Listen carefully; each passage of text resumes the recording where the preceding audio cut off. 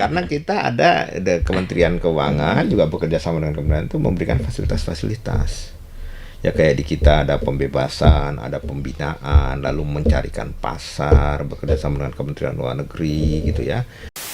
Tadi karena kita harus memastikan pergerakan orang ya bekerja sama dengan imigrasi, barang, uang bekerja sama dengan otoritas jasa keuangan dan perbankan segala macam, dokumen dengan kementerian lembaga terkait, dan transport dengan Kementerian Perhubungan itu adalah benar. Karena apa? Kalau itu tidak diawasi bisa mengganggu industri dalam negeri, bisa mengganggu juga dalam hal community protection, bisa bahan-bahan berbahaya, terorisme dan lain sebagainya masuk. Assalamualaikum warahmatullahi wabarakatuh. Tribuners, jumpa lagi bersama saya Septiana Cahyani dalam podcast Malang Live. Peredaran rokok ilegal yang menyebar luas di masyarakat membuat Bea Cukai memberantas habis-habisan peredaran rokok ilegal ini.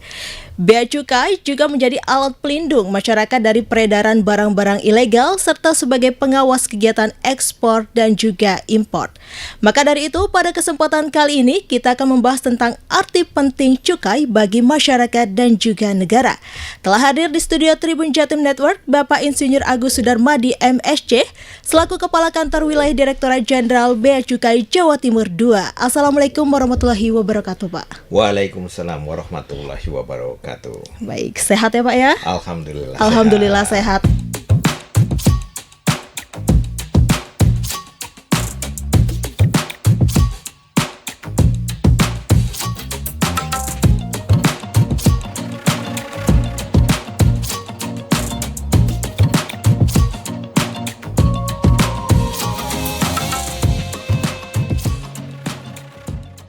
Mungkin bisa disapa dulu Pak Tribuners yang ada di rumah. Assalamualaikum warahmatullahi wabarakatuh. Selamat pagi Tribuners. Saya Agus Sudarmadi, Kepala Kantor Wilayah Direktorat Jenderal Bea dan Cukai Jawa Timur II, akan berbincang-bincang ya tentang bagaimana sih sebenarnya peranan Bea dan Cukai di Indonesia. Baik, terima kasih Pak Agus Sudarmadi atas waktu dan kesempatannya telah hadir di studio Tribun Jatim Network ini Pak. Sama-sama. Dan untuk kita mengawali pertanyaan pertama ya Pak ya, ini pembuka Siap. pertanyaan. Mungkin bisa dijelaskan terlebih dahulu Pak kepada Tribuners yang ada di rumah, apa sih pengertian dari Bea Cukai itu sendiri? Baik, Tribuners, sebelum kita bicara tentang Bea dan Cukai, maka saya akan membawa sebenarnya tentang falsafah kehidupan gitu ya. Nah, jadi kehidupan di dunia ini kan penguasa tertingginya manusia. Orang ketemu orang. Nah, ketika orang ketemu orang, itu pasti membutuhkan sesuatu yang disebut dengan barang. Jadi ada orang, ada barang. Lalu terjadilah alat tukar. Ya, untuk mendapatkan barang itu memerlukan alat tukar yang dinamakan dengan uang. Barang, orang ketemu orang, ada barang, ada uang. Nah, masalahnya adalah ketika melewati, bergerak, apakah itu lokal atau internasional, karena ada border, maka perlu dokumen. Dan terakhir, untuk membawa barang itu diperlukanlah transport. Nah, sekarang barang pun sudah berkembang, ada yang tangible, ada yang intangible, uang pun demikian. Nah, ini adalah sebenarnya sejarah peradaban manusia. Kalau kita mau meruntut kepada kitab suci, pajak pertama ya, itu adalah ketika Nabi Adam sudah turun, lalu terbentuklah suku, klaster dan lain sebagainya. Isu pertama adalah ketika melewati suatu daerah. Nah, sesuatu daerah itu ada yang disebut dengan border, karena ada kepentingan masing-masing kelompok. Tadi, kepentingan orang membutuhkan barang, perlu alat tukar uang, dan uang itu perlu ada dokumen ya, apakah legal atau tidak legal, boleh masuk atau tidak masuk. Ada nggak? Satu barang boleh di satu negara atau satu tempat, tetapi di tempat lain menjadi tidak boleh. Dan itu adalah kewenangan dari masing-masing internal mereka. Nah, dari itu perlu ada transport. Nah, Bea Cukai bertugas untuk memberikan pelayanan dan pengawasan terhadap arus pergerakan orang, barang, dokumen, transport, dan uang juga. Ya, walaupun ada yang langsung ya seperti pemeriksaan barang, tetapi ketika barang kan pasti akan terkait orang, pasti akan dicek juga terkait dengan transaksi keuangannya, lalu transportnya dan sebagainya. Sehingga memang Bea Cukai itu ada di semua negara. Dari seluruh negara, baik yang besar atau kecil, pasti ada Bea Cukai. Bahkan kalau lihat dari sejarah peradaban, institusi pertama ketika ada kelompok, itu adalah institusi yang disebut kepabeanan dan cukai tadi. Karena tadi, Tugasnya adalah melayani, mengawasi, dan melindungi. Jadi ada 4 fungsi tadi. Melayani, mengawasi dan melindungi masyarakat ya yang ada di suatu tempat atau daerah itu tadi. Jadi itu 5 pilar kehidupan manusia. Orang ketemu orang, butuh barang, perlu uang, dokumen, transport, bea cukai terlibat di dalamnya. Oke, berarti itu ya Pak ya, kayak sejarahnya dari bea cukai sendiri, kehidupan manusia itu sendiri ya Pak ya, dari pertama kali pajak pertama bea cukai ya Pak ya. Dari sejarah peradaban. Tapi kalau misalkan seberapa penting Pak bea cukai itu bagi masyarakat dan juga negara itu? Bayangkan gini, ada barang-barang, ada konten-konten atau apalah gitu ya, yang baik itu tangible atau intangible tidak dibutuhkan atau berbahaya bagi suatu masyarakat. Kalau tidak dilakukan pengawasan, tidak dilakukan pembatasan, contoh paling gampang adalah misalnya kita ada tekstil gitu ya, masuk tekstil dari luar negeri tanpa melalui proses pemeriksaan, mana yang boleh, mana yang diizinkan, makanan dan seterusnya. Dan yang paling berbahaya adalah ketika menyangkut community protection ya. Saat ini kita lihat perkembangan pergerakan drugs, narkotika, psikotropika itu luar biasa. Iya, luar biasa. Dan ketika kita bekerja sama dengan instansi penegak hukum lain, itu tangkapannya nggak hanya 1 gram, 2 gram. Kalau sudah melewati border, di mana community protection adalah bagian dari tugas bea cukai, itu jumlahnya sangat besar. Jadi pentingnya adalah tidak ada satu negara pun yang tidak ada bea cukainya. Ketika bea cukai tidak berfungsi, maka lalu lintas barang, orang, dokumen, dan transport tadi tidak terawasi dengan baik, tidak terdistribusi datanya kepada kementerian lembaga yang membutuhkan, maka bisa kebayang. Dan itu biasanya pada saat perang. Perang itu ya. Kayak ketika perang, chaos. Ya, barang kayak gitulah. Okay. Susah jadi. Dan kalau misalkan secara signifikan ya Pak ya, perbedaan dari bea dan cukai itu sendiri apa kira-kira? Ya, bea itu pabean. Ya, pabean itu gini. Jadi pabean adalah salah satu pajak karena melewati satu area atau daerah yang disebut dengan border. Ya, misalnya dari Indonesia dengan Malaysia ini ada border. Dulu kan saudara tuh, ya, terutama di perbatasan kayak di Kalimantan atau di Sumatera gitu kan, itu sebenarnya satu suku gitu ya, atau saudara. Tetapi begitu ada negara, di situ ada regulasi.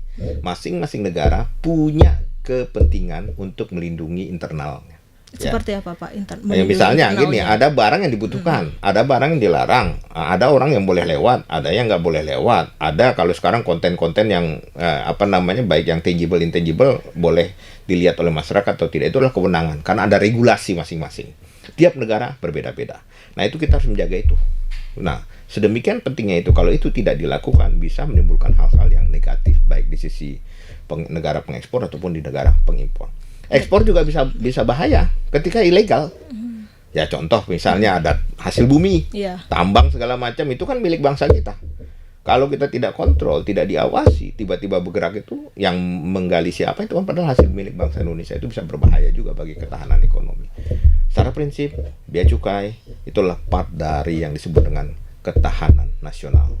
Makanya di berbagai negara itu levelnya sudah naik menjadi border and security. Jadi customs and border protection. Ya, jadi memang dari sisi pergerakan tadi ada pertahanan, itu yang di TNI ya. Terus ada penegakan hukum dan sebagainya, tapi ada ketahanan nasional karena menyangkut ekonomi, pergerakan tadi 5 pilar tadi. Bea cukai di situ mempunyai tugas atau fungsi yang sangat besar. Fungsi yang sangat besar tadi itu ya Pak ya, untuk melindungi negara Indonesia itu sendiri. Betul, dan itu juga toolsnya kan melalui penerimaan negara. Walaupun misalnya saat ini APBN kita itu kan kurang lebih 2.000 triliun lebih ya, hampir itu sekitar 90-80%-nya itu kan dari pajak dan bea cukai. Dari bea cukai itu kurang lebih sekitar 450 triliunan per tahun nanti dari pabean dan cukai.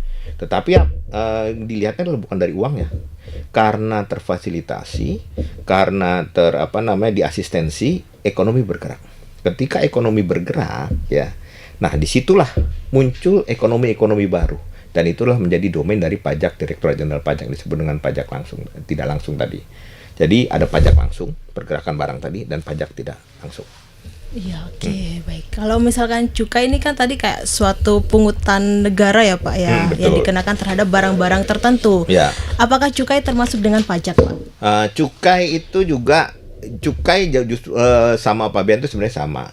Cuman bedanya cukai kalau dari sisi ilmu perpajakan itu adalah dia sintaksis pajak dosa. Karena ada konsumsi atas barang-barang tertentu tapi tidak bisa dihilangkan secara penegakan hukum atau dihilangkan 100% dan dia mengganggu masyarakat, maka negara berhak untuk intervensi. Bagaimana cara negara mengintervensinya? Melakukan pembatasan peredarannya, produksinya, konsumsinya. Oke, pembatasan peredarannya tuh seperti apa, Pak? Nah, dengan toolsnya tadi, dengan pajak tadi, Pajak dengan itu ya, cukai, ya kan, Cukai. makanya rokok Iya. itu pajaknya terbesar itu dibandingkan pajak yang lain. Pajak penghasilan itu satu batang rokok harga 1.000 bisa sampai 70%. Sebelum dia dijual, negara ambil 70% sampai 60%. Untuk apa? Tadi karena ini dia orang merokok, orang meminum minuman keras atau melakukan aktivitas yang di undang-undang itu di plastik dan lain sebagainya, gula, itu bisa membahayakan masyarakat. Maka negara mengambil uang ini ya dari konsumernya tadi untuk apa? Dikembalikan lagi kepada masyarakat. Dalam teori perpajakan disebut dengan internalized externalities negatif. Jadi ada akibat karena konsumsi barang tertentu, dia itu bisa berbahaya ya. Lalu negara ngambil untuk apa? Dikembalikan kepada masyarakat yang terdampak. Nah, mekanismenya di situ. Jadi pajak dari cukai di situ. Bedanya dengan pabean. Kalau pabean tadi untuk community protection nggak boleh masuk dari luar atau dari dalam, keluar. Nah, caranya apa? Tadi di pajak, perizinan dan lain sebagainya, atau bahkan tidak boleh bergerak sama sekali. Nah, kalau cukai, barang-barang ini sepanjang terdaftar membayar pajak boleh bergerak, tapi diawasi tadi peredarannya, konsumsinya. Ya, rokok kan itu kita tahu lah berbahaya bagi kesehatan. Tapi jangan lupa dari sektor rokok hampir 300 triliun lebih penerimaan dari negara, dan multiplier efeknya ekonomi dari industri hasil tembakau itu di Jawa Timur saya masih melihat sebagai sosok guru ekonomi itu.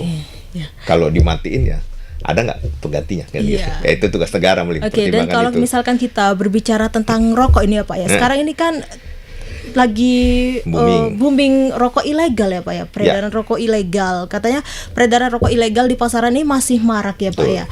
Pelaku usaha menilai bahwa salah satu pemicunya itu karena kenaikan tarif cukai hasil tembakau naik signifikan 10% ya Pak ya. 2 tahun terakhir yaitu 2023-2024. Seperti apa Pak? Nah, jadi bicara tentang rokok gini, saya kebetulan 2 tahun di sini, saya banyak sekali melakukan selain memang pelayanan penegakan hukum, juga melakukan salah satu tugas saya itu untuk sosiokultural.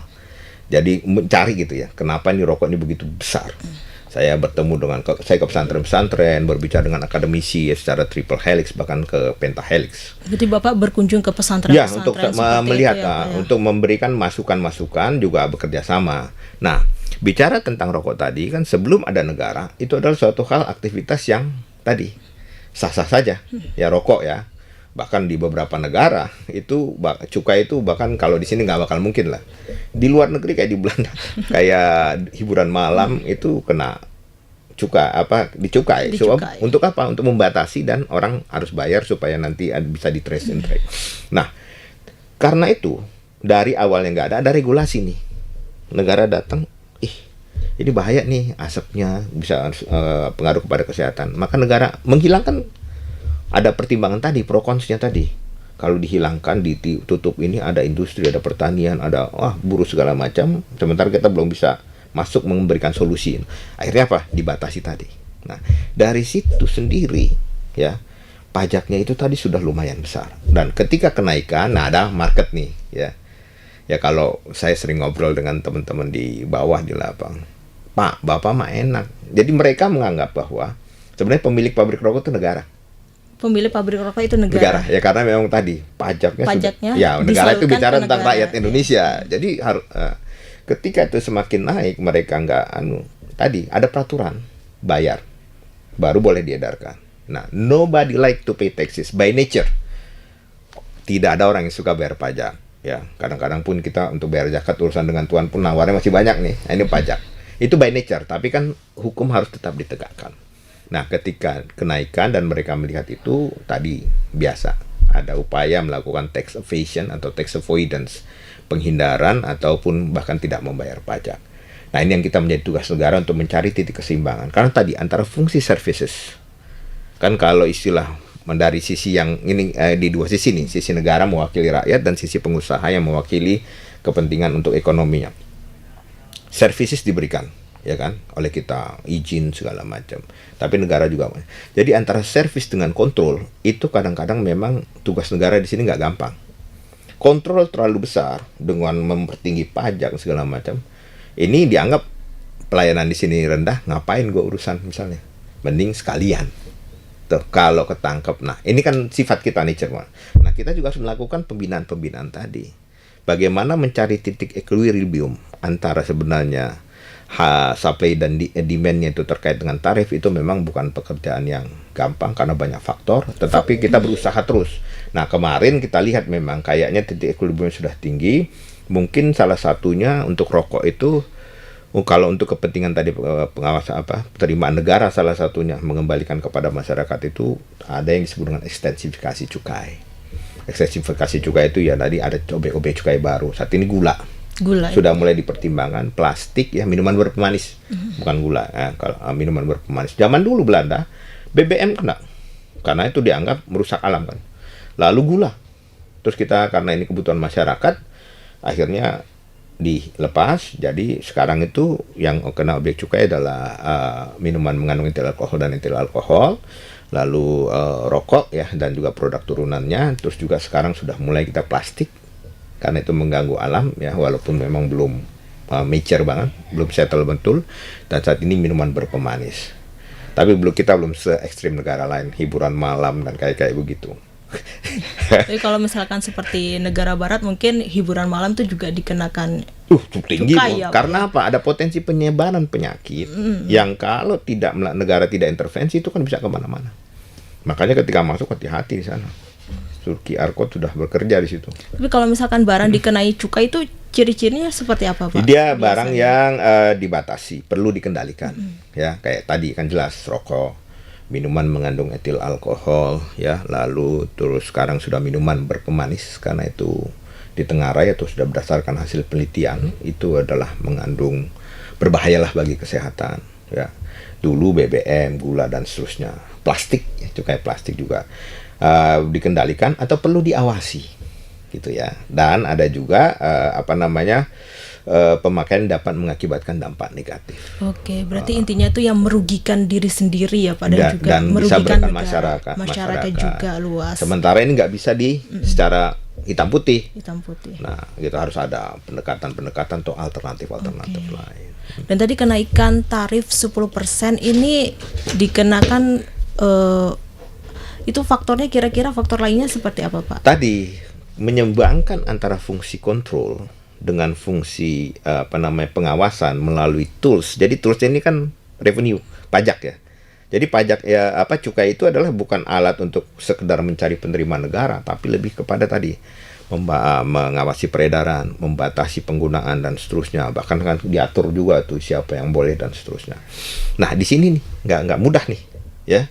Karena ketika negara terlalu eksesif masuk sini, naikkan setinggi-tingginya, di sini waduh gitu ya. Mending aku bayar misalnya atau apalah ilegal tadi. Nah, ini menjaga keseimbangan. Nah, ketika atau dimatikan sekaligus. Di sini ada petani, ada buruh, ada ya yang dampak multiplier efeknya. Di sini tugas negara harus masuk tadi. Oke, berbicara tentang petani ya Pak ya, petani tembakau. Tembakau itu kan merupakan salah satu komoditas yang termasuk barang kena cukai ya Pak ya, benar tidak Pak? Jadi gini, bukan hasil tembakau kena cukai, hasil tembakau, hasil produk non. Jadi kalau tembakau dikunyah-kunyah saja atau dijadikan penyedap ya nggak masalah, gitu. Tapi hasil ketika dia diubah menjadi bahan rokotis, ya, tembakau iris atau menjadi rokok, di situ tadi. Kenapa? Mudah digunakan oleh masyarakat dan itu berpotensi ada bahayanya secara kesehatan dan lain sebagainya. Oke, dan diambil dengan cara yang legal ya Pak? Cara legal. Berdasarkan undang-undang itu Undang-undang sendiri. cukai, betul. Dan lantas apa manfaat dana bagi hasil cukai, hasil tembakau sendiri bagi masyarakat Pak? Luar biasa itu. Untuk Jawa Timur itu kurang lebih hampir 2 triliun lebih. 2 triliun lebih. Ada satu kabupaten yang dapat sekitar berapa ya, 400-300 saya lupa. Tapi detailnya nanti itu ada ya. Itu PAD-nya sendiri. Nah, itu bisa dimanfaatkan apa? Jadi dana bagi hasil cukai itu untuk yang pertama adalah untuk kesejahteraan masyarakat, sosialisasi dan untuk penegakan hukum. Nah, kami juga banyak minta kepada pemerintah daerah nih, sering bekerja sama, diusulkan lagi Salah satu usulan yang sudah kami lakukan itu adalah pembayaran BPJS buruh-buruh misalnya. Dan itu di beberapa Pemda sudah dilakukan. Dan saat ini kami coba usulkan, walaupun masih belum terrealisasi, itu adanya semacam dana abadi dari DBH untuk pendidikan.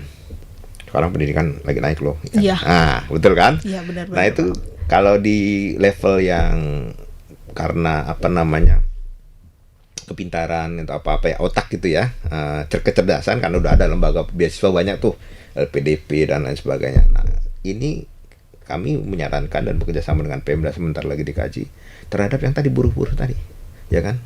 Ya karena mereka begitu bagian dari yang menyumbang juga terhadap penerimaan negara, maka dikembalikan. Kalau dari kesehatan, rumah sakit luar biasa. Hampir di Jawa Timur ini pembelian alat-alat untuk kesehatan paru tuh banyak dibiayai dari BHCHT. Tadi untuk ada di beberapa kabupaten bahkan pembiayaan BPJS dan sebagainya. Jadi mengarah langsung. Jadi pengembalian dari BHCHT itu langsung. Yang sosialisasi malah hanya cuma sekitar 10% penegakan hukum itu. Lebih kecil. Jadi lebih banyak ke arah sana. Ke arah sana itu. Ya, dan juga kami juga bekerja sama sudah dengan beberapa perguruan tinggi ngobrol tadi terkait penelitian tembakau ini, selain untuk ini bisa digunakan untuk apa aja sih? Kira-kira manfaat tembakau, manfaat yang lainnya itu dari hasil penelitian banyak kan. Ada yang kemarin itu sudah bisa menjadi anti serangga atau apa, jadi yang tidak dikonsumsi langsung tetapi bisa dimanfaatkan banyak sih sebenarnya, tapi memang belum settle banget, belum mature banget. Ya berarti tembakau ini banyak sekali manfaatnya ya Pak ya. Kan dari dulu. Indonesia dijajah karena cengkeh, karena tembakau, karena pala, karena rempah-rempahnya ya Pak itu. Ya, dan kalau misalkan langkah bea cukai Pak untuk mencegah peredaran rokok ilegal sendiri di masyarakat itu seperti apa? Ya, jadi ada satu pasti, kita ini kan nama ilegal, penegakan hukum, ya. Tapi penegakan hukum kan nggak bisa serta-merta. Penegakan hukum ada yang preemptif, ada yang preventif, ada yang kuratif. Nah, preemptif ini salah satunya yang kami lakukan di sini Jawa Timur adalah melakukan pendekatan sosiokultural. Karena tadi dari rokok itu mungkin banyak belum tahu, sumbang ke lembaga pendidikan, ya terutama kalau di Jawa Timur kan berbasis keagamaan kayak pesantren, itu luar biasa loh. Ya untuk kelangsungan tadi. Nah ini juga kita melakukan sosiokultural. Yuk kita buat rokok yang benar, yang legal tadi. Kalau kaidah fikihnya itu di dalam konteks fikih itu ada yang namanya wadidduhul mafsadat. Jadi bagaimana sih negara datang ketika ada dua mudarat, dua mafsadat, maka negara ini nggak bisa dihilangkan, ya. Maka negara bertugas untuk mengatur demi keselamatan dan kesejahteraan masyarakat, memilih yang mudaratnya paling kecil, manfaatnya paling besar. Paling gampang gini, pabrik rokok tadi, kalau paling gampang sih ini berbahaya bagi kesehatan, matikan, ya kan? Tapi ada mudaratnya gede tadi tuh, apa ya, pengangguran, ekonomi segala macam, lalu penerimaan negara tidak terpungut. Toh akhirnya akan buat juga, gitu kan? Begitu dimatikan dia tutup menjadi legal total. Akhirnya dipilihlah, dikelola, walaupun tadi ada yang bilang makruh, ada yang bilang haram, ada yang bilang halal, terserahlah. Kita negara nggak masuk ranah fikih itu, tapi tadi memilih tadi, dipungut, dibina, supaya nanti ada penerimaan negara, uangnya masuk kembali lagi, tapi tetap terawasi dan terkontrol. Jadi legal dan ilegal kelihatan.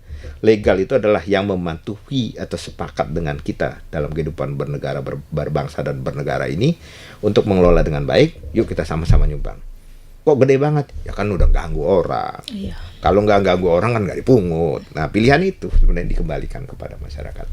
Oke, dan kalau misalkan langkah bea cukai ini Pak terkait meningkatkan pemahaman kepada masyarakat terkait bahaya dari rokok ilegal itu seperti apa? Kita bekerja rokok ilegal gini.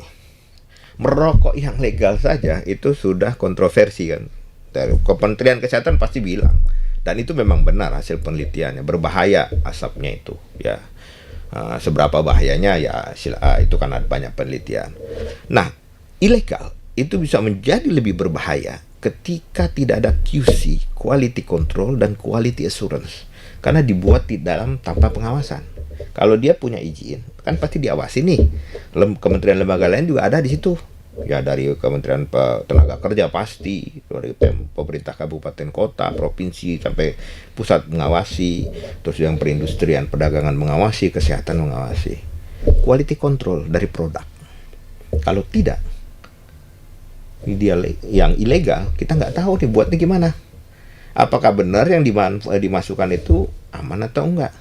Kan udah banyak ditemukan dicampur dengan barang-barang yang jauh lebih berbahaya lagi gitu loh. Nah, itu guna. Jadi legal dan ilegal itu isunya bukan hanya sekedar tidak membayar saja, tapi ada tugas negara di situ, menjamin bahwa barang yang dikonsumsi itu bisa terawasi penggunaannya, dibatasi konsumsinya, dan juga bisa dikendalikan.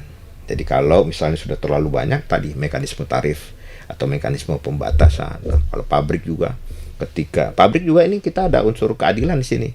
Yang menggunakan tangan pajaknya lebih rendah dibandingkan yang menggunakan mesin, karena menggunakan mesin lebih masif, lebih cepat, dia tinggi. Ya.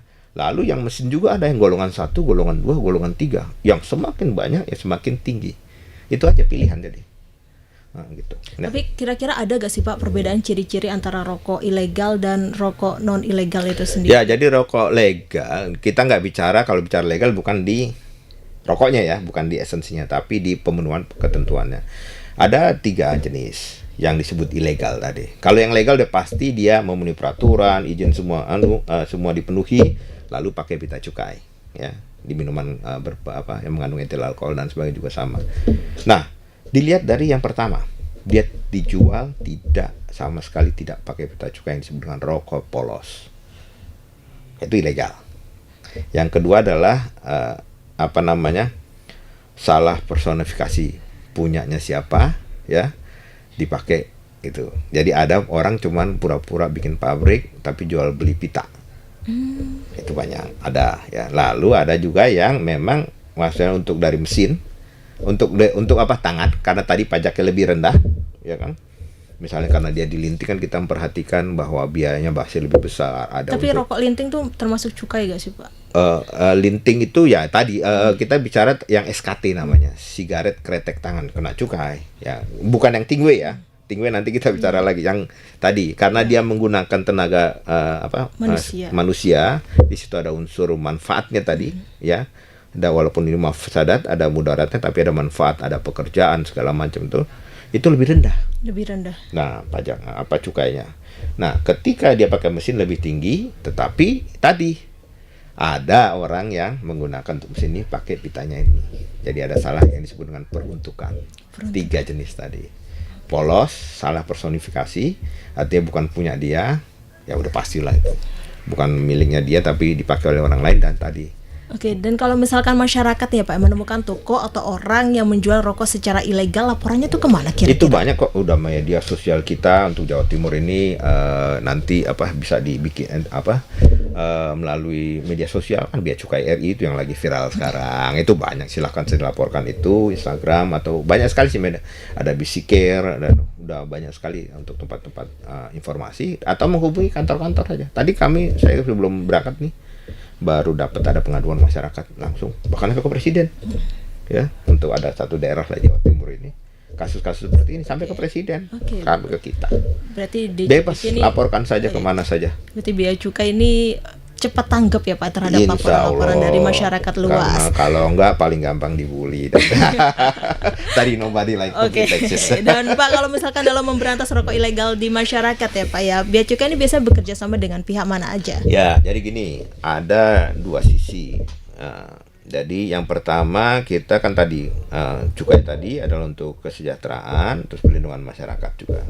Nah, perlindungan masyarakat ini kita bekerja sama dengan aparat penegak hukum pasti. Nah, karena ada DBHCHT, untuk Jawa Timur ini kita erat sekali dengan Satpol PP. Ya, karena yang langsung ke masyarakat. Jadi dengan Satpol PP banyak sekali melakukan kegiatan gempur rokok ilegal ya. Lalu dengan menggunakan media-media sosiokultural, wayang, sholawatan, pengajian dan seterusnya. Nah, itu jadi dengan aparat penegak hukum. Nanti kalau udah diproses berkenaan dengan polisi. Bahkan kalau sudah antar daerah juga bisa dengan di perbatasan, kita malah dengan TNI juga cukup banyak melakukan kegiatan. Berarti kerjasama dengan aparat-aparat keamanan, Satpol PP, polisi, TNI dan lain sebagainya ya Pak. Betul, termasuk dengan masyarakat, tokoh masyarakat juga, tokoh-tokoh masyarakat gitu. Ya, dan kalau misalkan ya Pak ya, kalau misalkan ada pedagang nakal atau pengedar yang masih tetap menjual rokok ilegal, padahal itu tuh tidak dibolehkan gitu Pak. Apakah ada sanksi atau denda yang pasti ada. Jadi gini, pertama gini, kami selalu tadi karena tadi ada unsur untuk community protection dan juga ada facilitation dan industrial assistance, kita ngelihat rantainya nih. Kan pasti ketika ada yang di bawah, ada yang di atas. Kita lebih prefer ke atas. Tetapi ketika putus ini juga pasti ada lah informasi. Pedagang pun banyak lah, ada pedagang besar, pedagang kecil. Nah, yang selalu kita di awal tuh preemptif tadi. Ya, sebelum terjadi kita melakukan banyak sekali upaya-upaya ya, melalui dengan peraturan segala mencegah. Jadi sebelum timbul tuh kita sudah tahu bakal begini-begini, nah, lalu melakukan kegiatan preventif tadi, sosialisasi dan lain sebagainya. Lalu baru tindakan yang kuratif tadi. Pada prinsipnya berdasarkan undang-undang tidak membedakan mana pedagang mana ketika dia memperjualbelikan. Jadi kalau di kepabeanan dan cukai itu ketika dia sudah dipindah tangankan untuk diperjualbelikan, itu ada isu di situ, yaitu melanggar undang-undang. Nah, itu bisa kena sanksi administrasi, bisa kena pidana penjara, bisa dua-duanya, pidana denda dan pidana administrasi tergantung pasal yang dilanggar. Itu sih. Oke, tadi kan Bapak menyebut kalau misalkan barang yang kena cukai itu barang yang merugikan diri sendiri atau masyarakat luas ya Pak, dan juga negara. Dan kalau misalkan bea dan cukai ini kan penting sebagai pelindung masyarakat dari peredaran barang-barang ilegal ya Pak ya, dan sebagai pengawas kegiatan ekspor dan juga impor. Ya. Nah, setelah barang itu disita, misalkan disita ya Pak ya, kemana Pak perginya barang kita? Jadi disita itu gini. Disita adalah karena dia ketika memasukkan itu ada dua isu. Tidak memberitahukan, yang disebut dengan penyelundupan murni, ya misalnya pakai kapal-kapal langsung masuk ke udara pantai, atau memberitakan dengan salah. Semua kan di dunia ini nggak ada yang udah nggak diketahui lah kalau dengan data digital itu ya, harga segala macam. Jadi ketika masuk ini diberitahukan ini harga diberi, langsung ke kelok itu di sistem kita. Oh, ini pemberitahuan tidak benar. Nah, dari situ kan kelihatan ya bahwa kita itu harus pertama tadi sebelum agar tidak salah tadi beritahukan dengan benar ya, dengan harga dan seterusnya. Nah, ketika itu tidak, maka itu kita akan melakukan akan kena di sistem. Nah, ketika kena di sistem itu tadi resikonya ada yang pidana denda tambah bayar, atau kalau dia melanggar ketentuan terkait dengan pidana yang lain, itu dia harus ditahan segala macam. Nah, itu hati-hati aja. Kalau ditahannya tuh, nah ya tadi yang tadi juga yang disebutkan untuk di mana disita. Kita memberi waktu misalnya untuk kepabeanan itu dari itu 30 hari. 30 hari berarti tidak diurus ya, tidak diurus, itu menjadi barang tidak dikuasai. Lalu ya, yang baru itu tidak dikuasai, kalau nggak salah 60-90 menjadi dikuasai negara. Dikuasai oleh negara. Nah, ketika tetap nggak diurus, maka menjadi barang milik negara. Nah, barang milik negara ini pindah statusnya dari yang tadi dalam proses di bea cukai menjadi barang milik negara, itu biasanya oleh Direktorat Jenderal Kekayaan Negara. Itu ada dua pilihan. Negara berhak kan, karena nggak diurus ya artinya melanggar. Di sini ada negara tadi udah dikasih waktu menjadi barang milik negara, bisa dimusnahkan, dan itu selalu kalau rokok biasanya kita musnahkan, nggak mungkin atau dihibahkan, disumbangkan, atau bahkan juga untuk dipakai kepentingan masyarakat atau negara lainnya. Kalau rokok dimusnahkan. Kalau barang bisa jadi contoh paling gampang, misalnya kita nangkap mobil nih ya di perbatasan banyak itu. Nah, biasanya terus dengan proses-proses itu, karena nggak ada yang ngurus dan nggak ada yang mau ngakui, negara ngambil misalnya, lalu dihibahkan dan seterusnya. Tapi bisa dikasih tips nggak sih Pak, bagaimana agar masyarakat tidak mudah tertipu pada lelang ilegal, mulai dari membeli barang lelang itu seperti apa? Ini websitenya yang resmi, nggak ada itu WA gitu. Kalau udah WA langsung ke nomor pribadi, apalagi dari nomor pribadi, itu pasti bohong, tipu. Termasuk juga kalau yang kirim-kirim barang, ya. Nggak ada itu, kecuali memang mereka sudah ada perikatan dengan perusahaan masing-masing ya, artinya udah ke perusahaan, lalu ada itu tuh memang komunikasi pribadi mereka.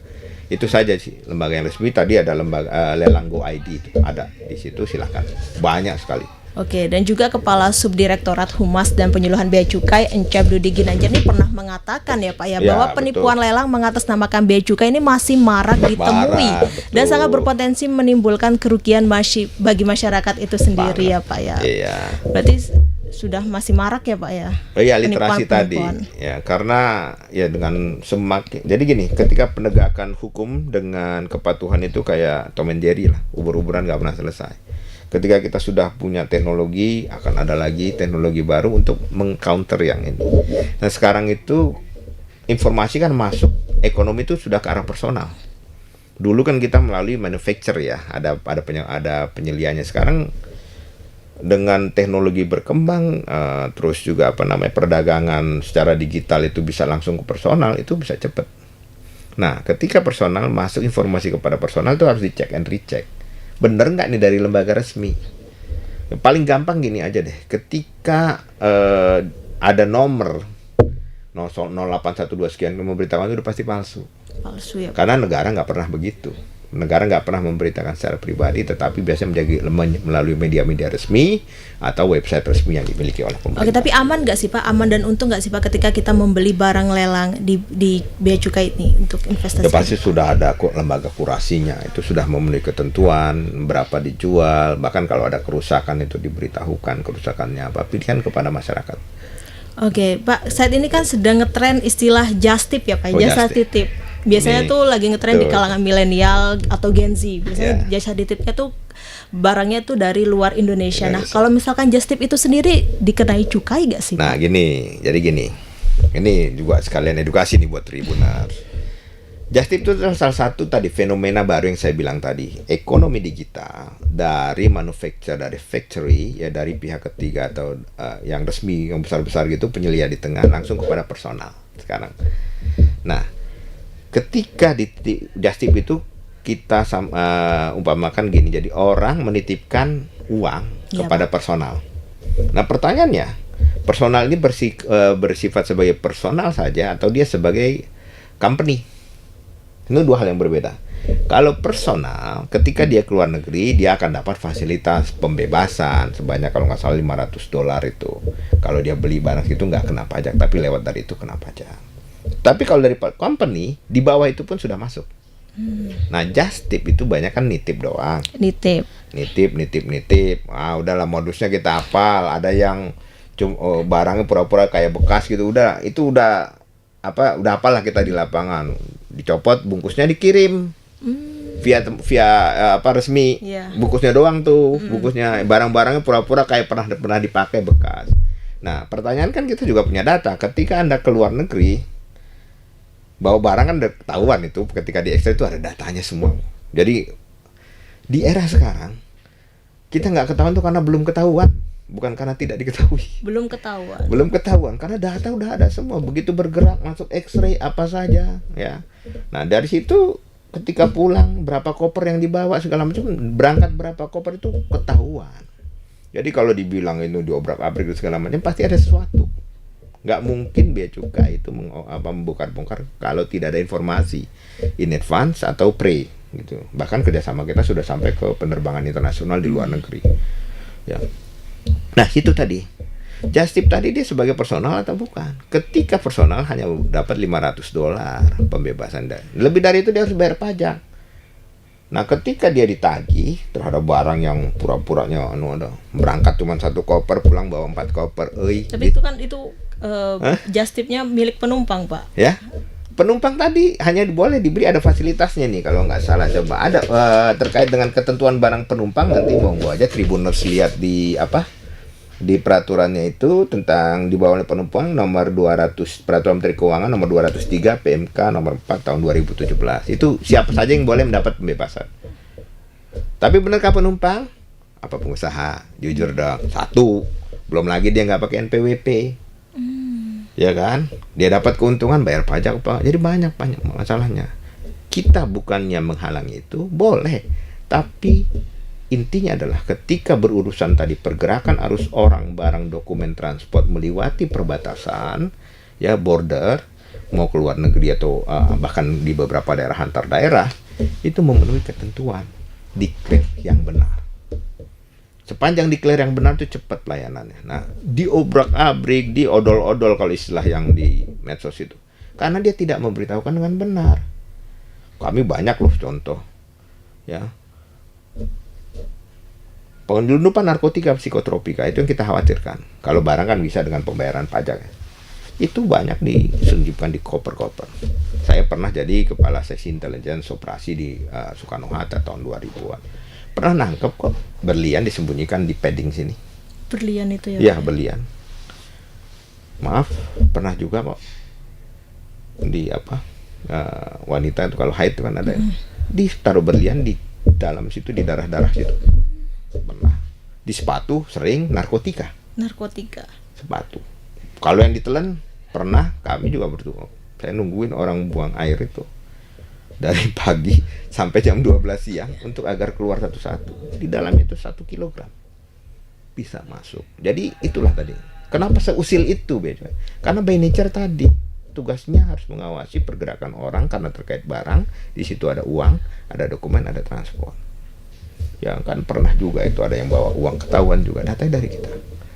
Nah, jadi banyak sekali karena data ada di Direktorat Jenderal Bea dan Cukai, maka itu yang harus kita sebarkan. Berarti data lengkapnya sudah ada di direktorat ya, itu ya Pak ya? Nanti kita sebarkan ke kementerian lembaga terkait, ya apa PPATK, KPK, aparat penegak hukum, bahkan perindustrian, untuk digunakan sebagai polisinya untuk pelaksanaan tugas fungsi masing-masing.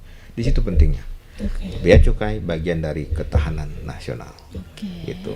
Oke, Pak. Kalau misalkan kita berbicara tentang UMKM ya, Pak ya. Ya. Bagaimana cara Bea Cukai ini mendukung atau membina ekspor UMKM itu sendiri? Itu menarik. Ini satu sisi lagi. Tadi kan kelihatan nyebelin nih, sisi nyebelin ya.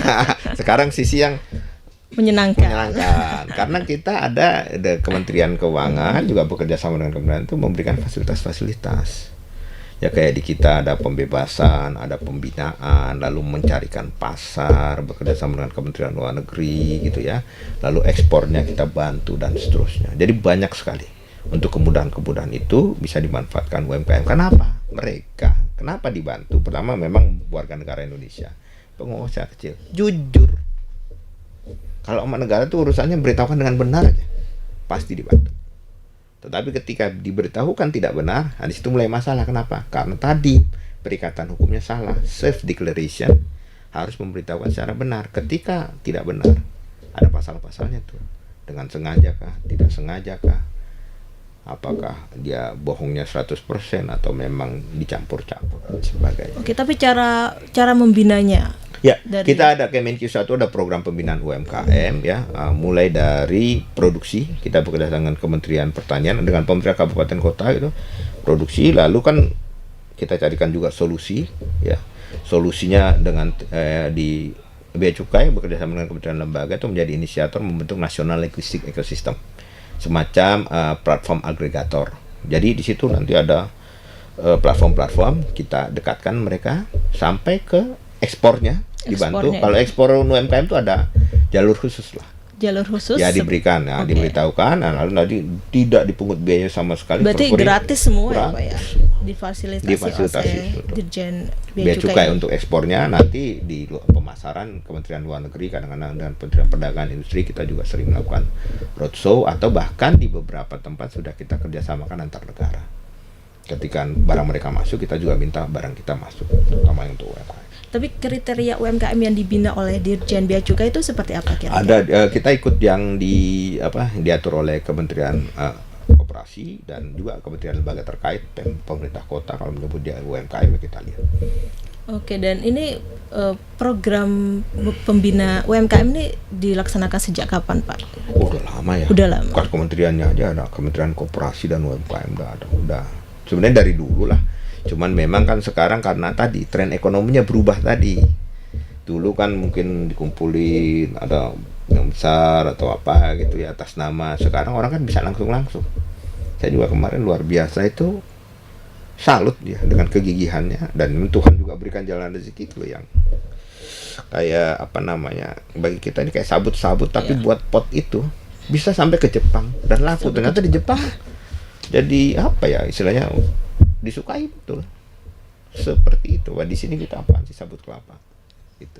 Berarti ada manfaatnya dari sabut kelapa itu sendiri ya Pak ya. Mungkin terakhir ada pesan yang ingin disampaikan Pak Agus untuk Tribuners yang ada di rumah. Baik, Tribuners, kita harus memastikan pergerakan orang ya bekerja sama dengan imigrasi, barang, uang bekerja sama dengan otoritas jasa keuangan dan perbankan segala macam, dokumen dengan kementerian lembaga terkait, dan transport dengan Kementerian Perhubungan itu adalah benar.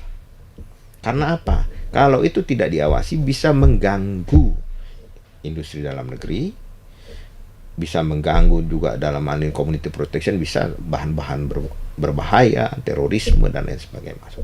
By nature memang kami tidak nobody like lah ya. Sebagus apapun pasti ketika kan mesti antri dulu kalau lewat penumpang lewat itu, masukin ke X-ray. Tapi walaupun sebelumnya di belakang kita sudah ada tuh pakai anjing pelacak segala macam sudah kita cek. Nah, ketika yang masuk X-ray dibongkar itu pasti sudah ada isu. Nah, yang kedua adalah lakukan pemberitahuan isi dokumen declaration itu dengan benar. Ya.